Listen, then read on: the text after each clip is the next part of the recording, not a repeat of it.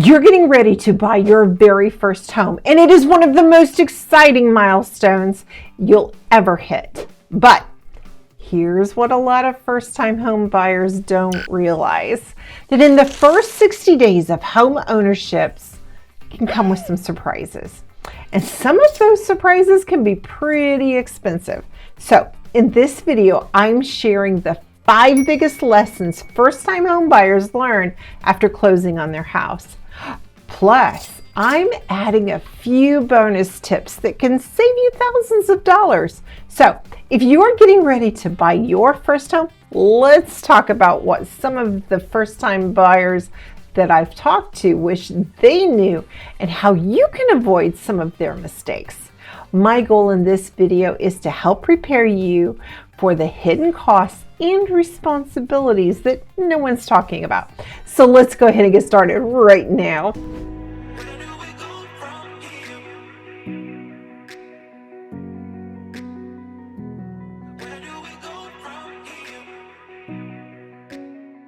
Hi, if this is your first time to our channel, welcome. Stefan and I are really glad you found us. Did you know that for over 20 years, we have helped folks buy and sell homes and land? So if you're thinking about selling or buying, we would love for you to call us or text us, email us even. All of our information is in the description below this video. And if you want to see more videos like this one, we encourage you to hit that subscribe button. And don't forget about that bell icon as well, so you won't miss any future episodes of Virginia Mountain to Valley Living. All right, so let's dive into lesson number 1. And that is that your new utility bills may shock you. A lot of first-time home buyers underestimate this. If you were renting, maybe utilities were split between you and your landlord, or you or another roommate, or your building may have been more energy efficient.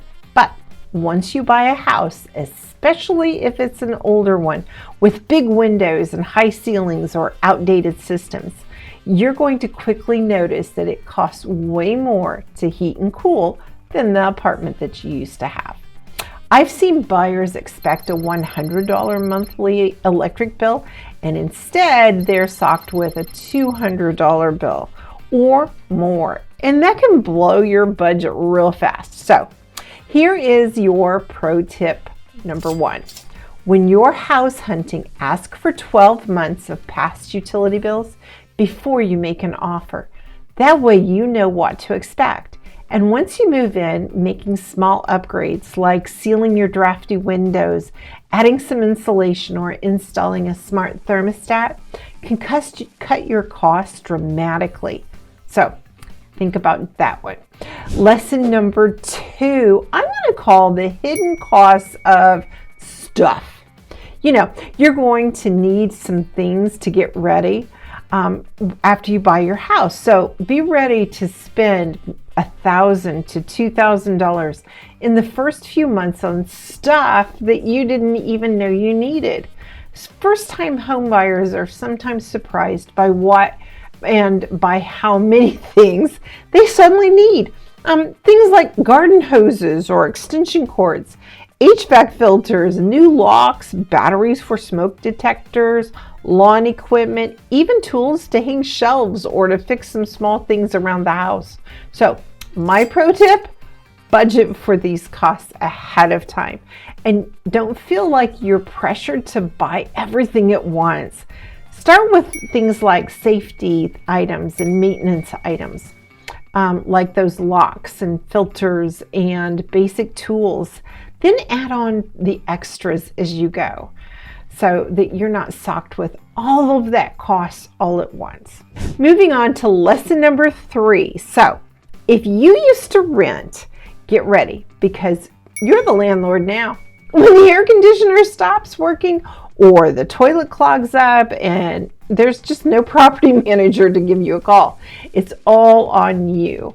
And repairs can get pricey, sometimes hundreds, sometimes thousands of dollars. So here's my pro tip for this lesson. Consider requesting a home warranty that is covered by the seller when you put an offer on your house. I have an excellent warranty company recommendation that you can certainly ask me about, and it protects you for 14 months, not just 12 like other home warranty companies do. A home warranty, though, won't cover everything, but it can offset the costs of some major systems and appliances in that first year. So make sure that you save a little bit out of your budget every month for your repair fund. A great rule of thumb for this is to set aside about 1% of your home's value per year for maintenance and unexpected repairs. All right. In lesson number 4, though, we are going to talk about those little things on the home inspection that aren't always so little. Maybe it was a small leak that showed up, some curling roof shingles, or a drainage issue. These things can turn into big ticket repairs if you ignore them. That tiny roof issue could mean water damage inside your walls. That drainage problem could cause some foundation cracks. So here's my pro tip for this lesson. For inspection items, most inspectors do break down the reports maybe into red or urgent items that need to be taken care of right now, and maybe some yellow or orange items that are in the caution or minor category. So depending on what that minor item is, you may not want to brush it off, especially if it could get worse over a short period of time.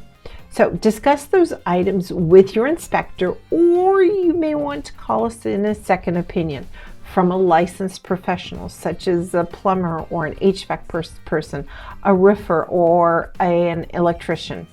Items that could worsen in less than a year may need to be addressed right away. So preventative maintenance is almost always cheaper than emergency repairs. Just saying. So for lesson number 5, we're going to talk about your mortgage. So did you know you aren't only paying for your mortgage payment every month? Sometimes first-time home buyers often just focus on the principal and the interest, but they forget about real estate taxes and homeowners insurance and trash pickup. Maybe they have to pay for their own trash pickup. Utilities, and if you're in a neighborhood with an HOA, those dues are due every year as well. So some of these might be in your escrow payment though, but not always. So my 5th pro tip is this. When you're calculating affordability, include all of these costs. That way you won't be caught off guard when those bills start rolling in. So, all right, at this point I told you we were going to throw in a few bonus lessons. So let me throw in a few of those bonus lessons right now. First-time home buyers often discover in the first 60 days that routine maintenance is non-negotiable. Things like changing those HVAC filters, cleaning gutters, testing smoke detectors, now all that falls on you. And the other thing that is a bonus tip is that neighbors matter. Stefan and I in the past have had really good neighbors, and we've had some really bad neighbors. So neighbors matter. You can't change who lives next door, so invest in building good relationships with them. It takes a little bit of time, but it could prevent you a lot of heartache in the future. All right, so some other things that I'm going to give you for bonus is your time is part of the cost of home ownership.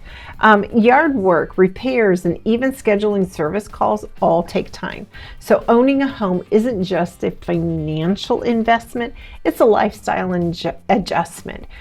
So if you're a first-time home buyer, now you know what the first 60 days of owning a home could look like. It's exciting! But there are some hidden costs and responsibilities that may surprise you if you're not prepared. So if you found today's video helpful, make sure that you tell your friends and maybe some family members who are thinking about buying a home here soon. We would love to have a talk with you. All of our information, again, is in that description down below. But until next time, I'll see you around town.